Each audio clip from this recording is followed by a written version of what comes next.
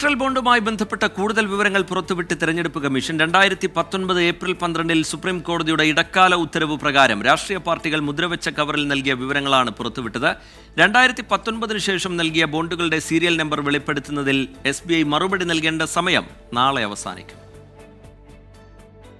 പകർപ്പുകൾ കൈവശമില്ലാത്തതിനാൽ മുദ്രവെച്ച കവറിൽ നൽകിയ വിവരങ്ങൾ തിരികെ വേണമെന്ന് തെരഞ്ഞെടുപ്പ് കമ്മീഷൻ സുപ്രീം കോടതിയിൽ ആവശ്യപ്പെട്ടിരുന്നു.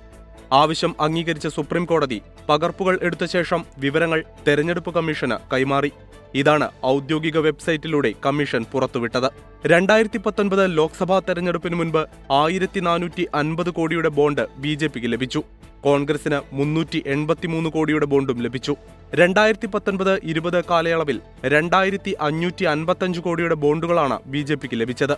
തെരഞ്ഞെടുപ്പ് ബോണ്ടിലൂടെ പണം ലഭിച്ച പാർട്ടികളിൽ 2ാം സ്ഥാനത്ത് തൃണമൂൽ കോൺഗ്രസ് ആണ്. കോൺഗ്രസ് 3ാം സ്ഥാനത്തും BRS 4ാം സ്ഥാനത്തും.